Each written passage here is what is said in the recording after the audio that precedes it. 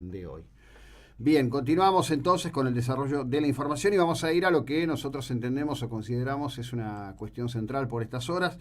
Está en línea el doctor Javier Vigo Leguizamón. Javier, buen día, ¿cómo le va? Buen día, ¿cómo anda usted? Bien, ayer, bueno, haciendo a la tarde el researching de lo que pasaba con la información, veo que algo que mi lógica periodística me dice que es un título de portada apareció bastante amarretamente en algunos pocos medios, la decisión de la Cámara Federal al respecto de la cuestión de entender que el asesinato del coronel Larraburu fue un asesinato encartado en el concepto de lesa humanidad. Mire, yo le agradezco que usted me llame porque hay una confusión en relación a este tema. Ajá. Si usted ve la noticia que yo no sé quién la difundió, pero por cierto no hemos sido el abogado de la querella ni el querellante Arturo Larraburu. Pero si usted ve la noticia va a ver que está fechada en el año 2009. Ajá. Esto refiere a un tema distinto que se lo voy a explicar. En el año 2009, el fiscal general Palacín por primera vez consideró que un crimen de la guerrilla, en este caso puntual el del coronel argentino del Valle Larraburu, podía ser declarado en principio de lesa humanidad y ordenó llevar adelante una investigación integral y profunda a ese fin. En aquel entonces, el Procurador General de la Nación era el doctor Esteban Rigui, Sí. que había sido ministro del Interior de Cámpora. Raudamente Rigui dictó una resolución 158, es decir, prohibiéndole a los fiscales considerar de lesa humanidad los crímenes de la guerrilla. Y se hizo un planteo de nulidad para tratar de anular el procedimiento en virtud del cual el fiscal general Palacín había dictaminado. Ese planteo de nulidad llegó a la Cámara en el año Federal de Rosario en el año 2009. Y entonces la Cámara Federal de Rosario dijo, el procedimiento seguido a los fines de que dictaminara el fiscal general Palacín es correcto y es inobjetable. Pero la Cámara no se expidió en ningún momento sobre si el crimen era o no de lesa humanidad. Lo tiene que hacer en los próximos días, porque ahora sí, es decir, hay un planteo ante la Cámara, porque el juez Bailaque consideró que no lo era, la querella apeló y la Cámara Federal de Rosario tiene que decidir en los próximos días si es o no de crimen de lesa humanidad. Pero me viene bien que usted me llame para aclarar, porque se está interpretando incorrectamente el tema. Es decir, lo que la Cámara dijo en su momento es el procedimiento fue correcto y el procedimiento que se siguió, los pasos procesales para que dictaminara el fiscal general Palacín es correcto y es inobjetable, pero no se expidió sobre la cuestión de fondo. Lo va a hacer en los próximos días. Bien, sí, yo encontraba en el desarrollo del texto, luego de los títulos, alguna contradicción que intentaba explicarme a mí mismo hoy a la mañana, pero bueno, lo que usted dice nos ilustra, porque además esto hay que tener presente, lo hablamos con usted en ocasión de los hechos, ha meritado un plenario de la Cámara Federal de Rosario. Exactamente, exactamente. Ahí es donde nosotros, en la audiencia que se realizó en el mes de febrero, nosotros sostuvimos que el crimen era de lesa humanidad y expresamente dijimos que lo era por resultar aplicable la piedra angular del derecho internacional humanitario, que son las convenciones de Ginebra del 49. El artículo tercero de las convenciones de Ginebra establece que en ninguna circunstancia usted puede torturar o asesinar a un prisionero de guerra. Los peritos médicos de la Corte Suprema de Justicia de la Nación, por unanimidad, confirmaron que Larraburu había sido asesinado. Y además fue torturado, porque mantener a una persona en un pozo, en condiciones infrahumanas, durante 372 días por sí solo es tortura. En este caso, lo que nosotros obtuvimos ante la Cámara es que debía aplicarse el dictamen que la Comisión Interamericana de Derechos Humanos dictaminó en el caso Abela, que fue cuando el ataque al movimiento Todos por la Patria, Regimiento de la Tablada, recuerden, en el 89. Bueno, entonces la Comisión Interamericana dijo que en ese ataque resultaba directamente aplicable la Convención de Ginebra del 49 y que tanto los integrantes del movimiento Todos por la Patria como los miembros de las Fuerzas Armadas estaban obligados a cumplir las convenciones de Ginebra que impiden asesinar o torturar a los prisioneros de guerra. El ERP reconoció expresamente la vigencia de las leyes de las convenciones de Ginebra, a tal punto que le hizo escribir al teniente coronel Ibarzábal, cuando lo tenían secuestrado luego del ataque de Azul, una carta donde Ibarzabal dice: fui llevado a la cárcel del pueblo como prisionero de guerra y del ejército enemigo y sujeto a las leyes de Ginebra, que es decir, que con sus propios actos ellos los convalidaron. Y hay un precedente reciente muy importante que le hemos pedido a la Cámara valorar, que es la jurisprudencia dictada en el caso Castillo por el Tribunal Oral de La Plata, un fallo del Tribunal de La Plata de febrero de este año. Allí el Tribunal Oral de La Plata analiza los crímenes de la Concentración Nacional Universitaria cometidos en el año 75 contra miembros de Montonero, pero en investigación descubre que también miembros de Montonero habían asesinado a miembros de la Concentración Nacional Universitaria. Sí. Y el Tribunal Oral de La Plata dice: es directamente aplicable y debe investigarse conforme este dictamen de la Comisión Interamericana del caso Abela. Y dice: si en el caso Abela, vinculado a los hechos de la Tablada, que duró 2 días nada más el ataque a la Tablada, resultaron aplicables las convenciones de Ginebra, con mucho mayor razón tiene que serlo a los ataques que durante toda la década del 70 realizó a la guerrilla, distintos cuarteles, pensemos en Formosa, pensemos en Mochechingolo, pensemos en Azul, pensemos en la fábrica militar de Villa María.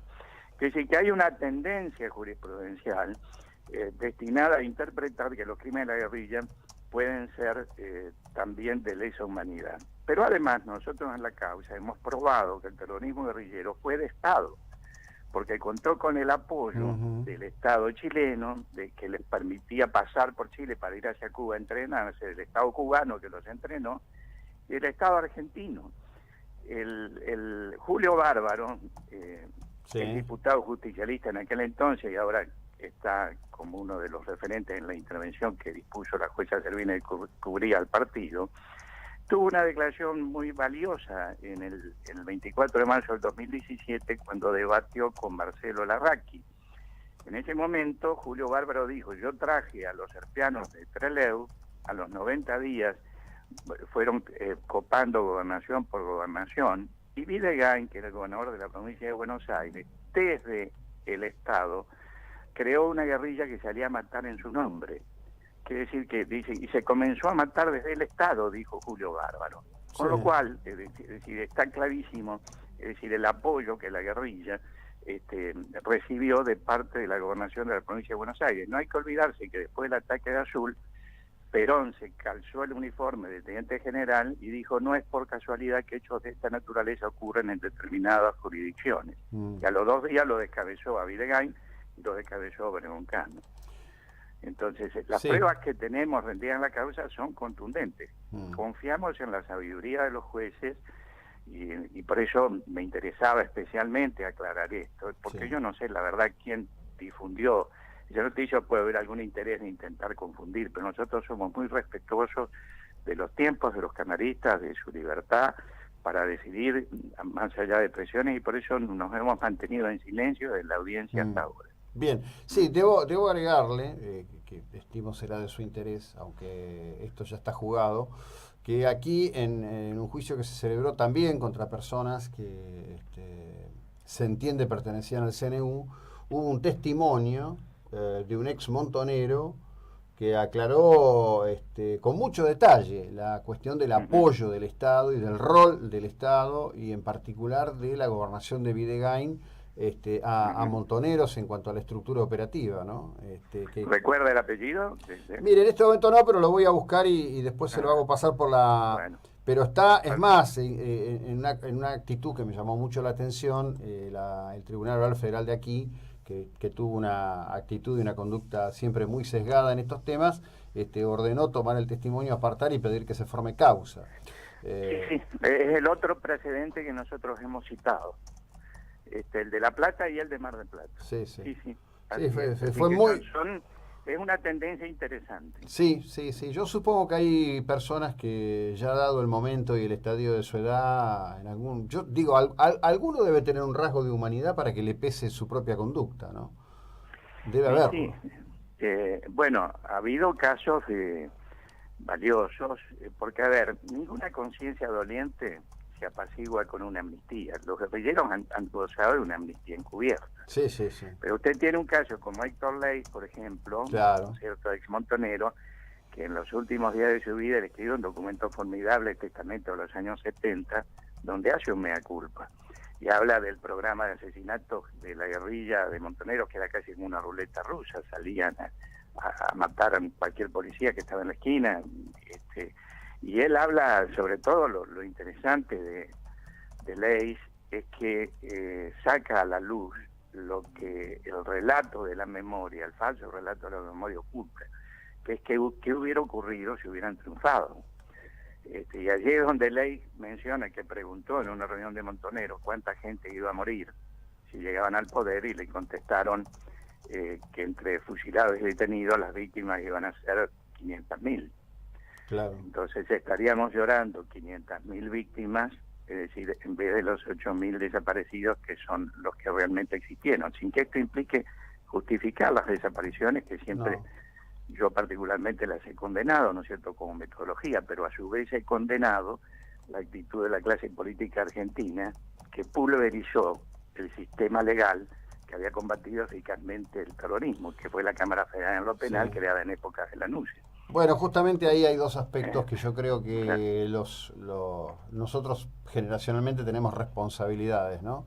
En principio hay que hablar de esa cámara, que era el Camarón, así se le conocía, y que fue integrada por hombres absolutamente valientes de la época, que quedaron en un estado de soledad e indefensión pavoroso después de la liberación que ocurre a pocas horas del triunfo de Cámpora. Y con posterioridad, creo yo, por lo menos esta ha sido siempre mi posición, yo siempre he reluctado fuertemente la cobardía que implicó la política de noche y niebla. En aquella época, después de ese discurso de Perón, luego de la toma de Azul, habían quedado habilitadas leyes militares especiales, se habilitaba al fusilamiento en el patio de armas de la unidad que correspondiere. Esto que estoy diciendo hoy puede sonar absolutamente salvaje, más salvaje es lo que ocurrió. Se hubieran entregado los cuerpos, y buena parte de esta historia malhadada no la tendríamos en el modo que la tenemos, ¿no? Sí, sin duda, y menos aún hubiera ocurrido si hubieran respetado ese sistema legal, porque a mí, Gil Lavedra, cuando yo escribí el libro Mal al Enemigo, yo lo entrevisté a Gil Lavedra y le pregunté si en el juicio de los comandantes había primado la ideología o la verdad. Y él me contestó que la verdad había primado hasta un punto. Y entre las cosas analizaré precisamente las consecuencias que tuvo la supresión de la Cámara. Y Gil Lavedra me dijo: doctor, el 25 de mayo del 73 había 2.000 personas detenidas, no desaparecidas. Quiere decir que había un sistema legal. Ahora, si usted combate a la guerrilla, lleva a los jueces para que los juzguen, y ya habían sido juzgados y estaban detenidos, y algunos absueltos incluso, ¿no es cierto? Y después los políticos un buen día los liberan, pero además los liberan sin desarmar a las organizaciones a las que pertenecían. Por eso nosotros decimos que la amnistía fue un eslabón del plan criminal. Fíjese usted lo de Colombia. ¿Qué acaba de pasar en el acuerdo de paz de Colombia? ¿Cuál fue el primer paso del acuerdo de paz? El desarme de las organizaciones armadas. Y a usted no le llama la atención de que acá en Argentina en el 73 se lo hubiera liberado sin desarmar a las organizaciones. Y toman de inmediato las armas, es decir, copan el Comando de Sanidad a los pocos días, en septiembre. Después lo matan a Rucci en el 73, y se da esa escalada que termina en Azul el 1 de diciembre del 74, de enero, perdón, del 74, y posterior las olas de ocupaciones fueron todos eslabones de un plan perfectamente premeditado, denunciado por Perón después de la masacre de Seiza y después del ataque de Azul. Entonces, por eso yo creo que no hay una responsabilidad más grande que la que tuvo la clase política en aquel momento. Después, claro, en el periodo, cuando uno mira entre el 73 y el 76, mataron 77 miembros de las Fuerzas Armadas y de Seguridad. Entonces eso generó un descreimiento en las instituciones, que no justifica lo que vino después, pero puede explicar el contexto. Es decir, acá lo que permanece oculto es la responsabilidad de los otros responsables, de los políticos y de los intelectuales. Los intelectuales que siguen haciendo la apología del accionar guerrillero, porque acá subliminalmente se ha asignado, y nosotros se lo dijimos a los camaristas, se ha asignado el derecho de torturar, de secuestrar y de asesinar en pleno gobierno constitucional, y cuando Argentina tenía solamente 4% de pobreza. En ese contexto hubo una clase intelectual y una clase política que convocó a tomar las armas. Y esa responsabilidad nunca se juzgó. No, no solo no se juzgó, sino que hoy se sigue de distintas maneras glorificando, ¿no? Totalmente. Bueno, ocurrió el 24 de marzo del 2017, cuando en la Plaza de Mayo, las organizaciones que debieran defender los derechos humanos de todos, leyeron un documento haciendo la apología del accionar de FARC, de Montoneros, de ERP. Entonces, la pregunta que le hicimos a los camaristas es, ¿no hemos aprendido nada después de tanto dolor? ¿Qué son las víctimas de la guerrilla para ustedes, señores jueces? ¿Son seres con los mismos derechos humanos o son meros objetos? Ese es el problema de fondo a juzgar. Las víctimas del terrorismo son los desaparecidos en la memoria pública. Usted va al Parque de la Memoria, están honrados los asesinos, por ejemplo, el soldado Herminio Luna en Formosa, y no están los nombres de las otras víctimas. Acá debiera hacerse un monumento único, con los nombres de todas las víctimas de un lado y de otro. Sí, eso debiera ser. Probablemente creo, puede ser tarea de una próxima generación, no lo veo hoy. Doctor, bueno, estaremos en contacto y espero que las novedades, tal como usted nos dice, de la Cámara Federal se produzcan a derecho dentro de un tiempo razonable. Le agradezco el tiempo y la ilustración de esta conversación. Bueno, muchas gracias. Gracias por llamar. Hasta luego, el doctor Javier Vigo Leguizamón. Entonces, esto es así todavía.